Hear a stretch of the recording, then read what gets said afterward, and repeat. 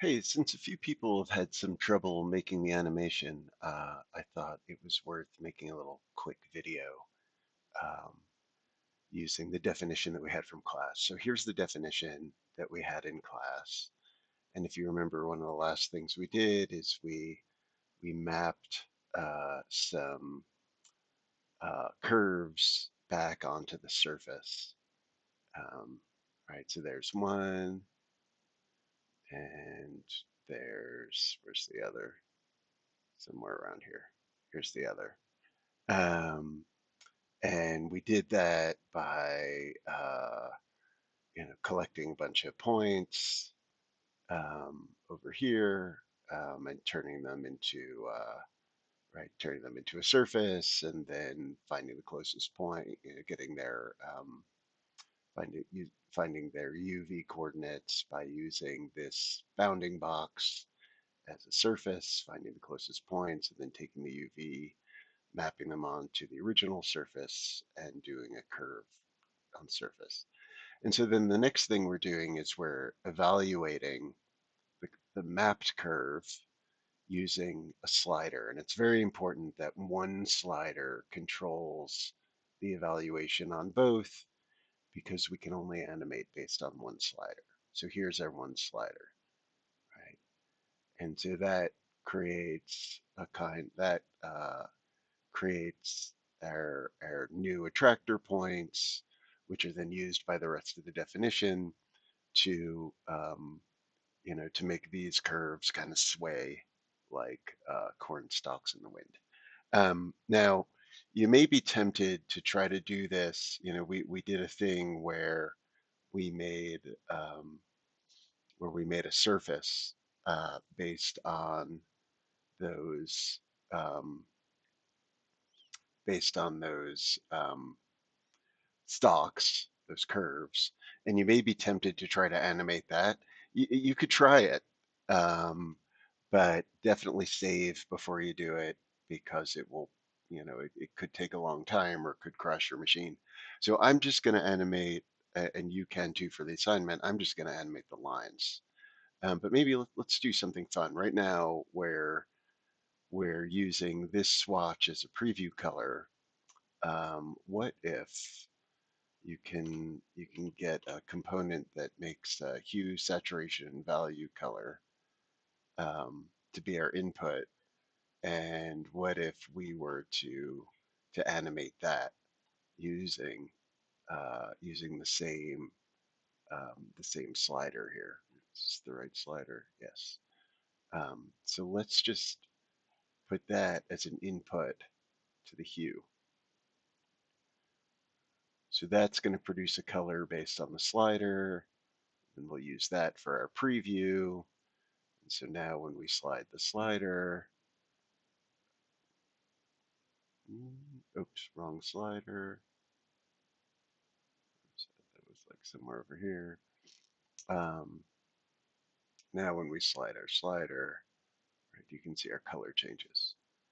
Okay, so let's turn off the preview here. Let's turn that off. And let's do the same for this one. Turn the preview off. Turn the preview off. And the other thing is we really want to sort of curate our view. Let's curate our view like that. We could even, if we want, because we're just doing lines, we could sort of bump up the density a little bit, which might be fun. Okay. Right. So now the top view is what we're gonna animate. And if you want to be fancy about it, you could even do, where's named views. You can set a named view. It's my second screen over here. You can call it, I don't know, top for GIF. All right. So then the next thing you do, right, is this is the slider that controls everything. So you right click on it and you say animate.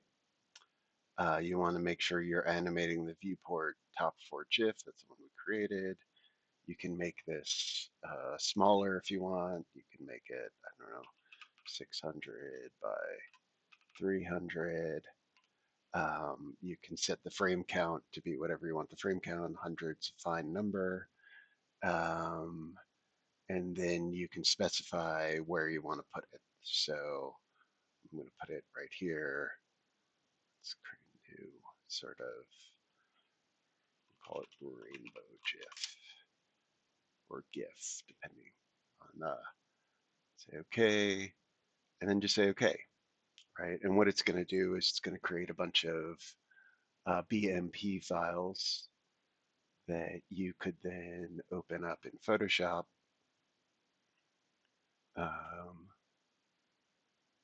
Cool. And it steps through, it's done. I'm going to go to Photoshop. We're going to say open. You can see I did this before. You can just sort of open up the first one. Looks good. And what you want to do is you want to go to, where is it, scripts, and load files into stack, and then browse. So, and then select all of the frames you want to load in. Say OK, and then say OK. And it's gonna process for a minute. Let's see, maybe I can pause this while it's processing. Okay. We're back. You can see, I noticed while it was gone that I have the little XY here, and maybe there's a way to get rid of that, but also maybe what we could just do is like, I don't know, just crop. Let's crop it out. Cool. So the next thing is you want to make sure you have your timeline showed. It's down here. And you want to create frame animation, I believe is what we want to do. And then come over here, the little layer thing, and say, where is it? Make frames from layers.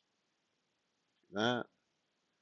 And you can set that, make sure down here that looping, you set that to forever. And then what you want to do is uh, export for web legacy.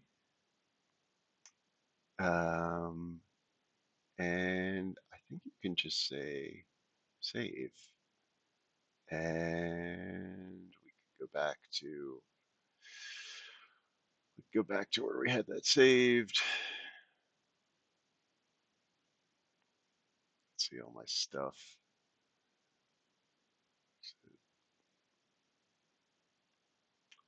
we'll just do it here. We'll call it rainbow stocks. Um, and that should do it. Um,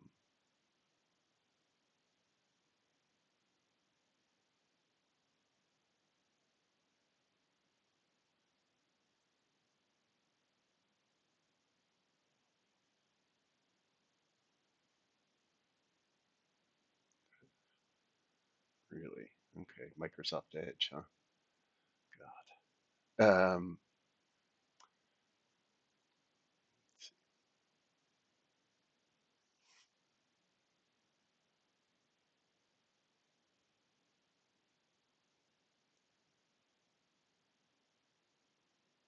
Open with. Let's open with. What's gonna view this thing? Jeez. Who would have thought this would be the hardest part of my my little demo here? Let's see if that works. Yeah, there we go. Great. So there it is. So that's how you do it. It's kind of soothing, the infinite loop.